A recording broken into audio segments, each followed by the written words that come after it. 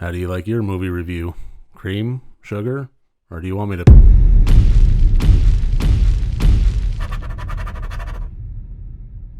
Hello and welcome to Rotted Review of the Day, and today I am tasked with reviewing the 1989 horror film Society. This was brought to my attention by my friend Tom, who said, hey, you should take a look at this one, review it, see what you think. I just finished watching it, I wrote some notes, and I wanted to pretty much get to a review straight away. And what I found about this one is that this is very much a Mr. Toad's Wild Ride of a body horror film.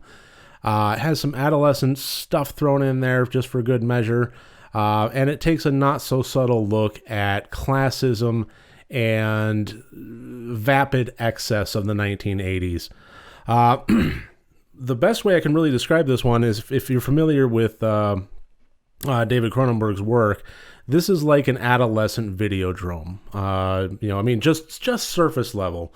I mean, obviously, when you dig below the surface of either film, they don't really compare. But just on the surface level of reality not being entirely what it's supposed to be, and the body horror that follows in the revelation of the truth, it reminded me of a Videodrome with some fart jokes thrown in. And I think that made it fairly unique.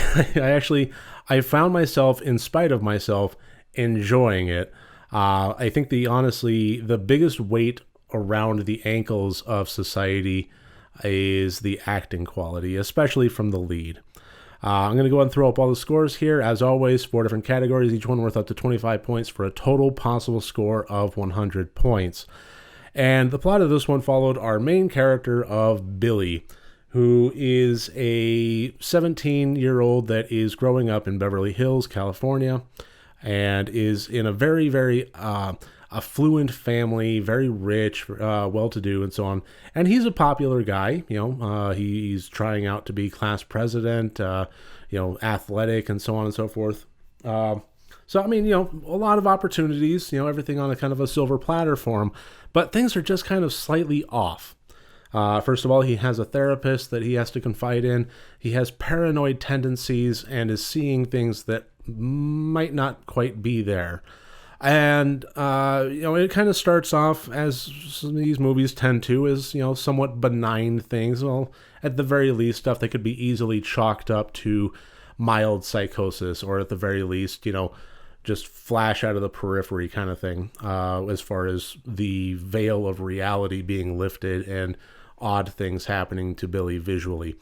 But as he digs further and further into it and gets more and more involved in the mystery of what's going on there, more and more weird stuff starts happening, less and less people he finds that he can trust, and more and more people from the outside that he never thought to trust in the first place are now revealing more and more of the truth as time goes on, ultimately leading to a big climactic party showdown that is absolutely 15 or 20 minutes of cinema for the ages. If this movie seems a bit lackluster and a bit of a lull to get through up until that point, it's worth getting through it to get to that point. It's such an interesting, wild ride of special effects, makeup, and just oddball writing. It's just worth it for the experience. I'm not going to say it's necessarily a great experience, but it's worth it for the experience of you're looking at it so much of it is, what am I watching?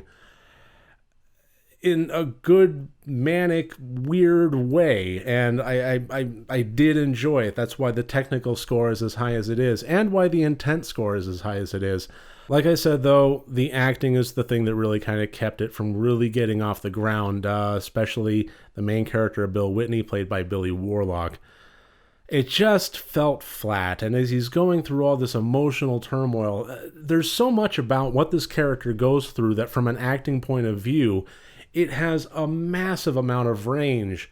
And in that range, there's a massive amount of amplitude. Just so much of the acting performances on a, fear, paranoia, lust, confusion. Everything is there, and it all can get ramped up to 11, and every single bit of it for me felt very kind of cardboard-esque. It never really took off. It never really became believable, and that was the thing that really held the character back, held the performance back, and held the movie back.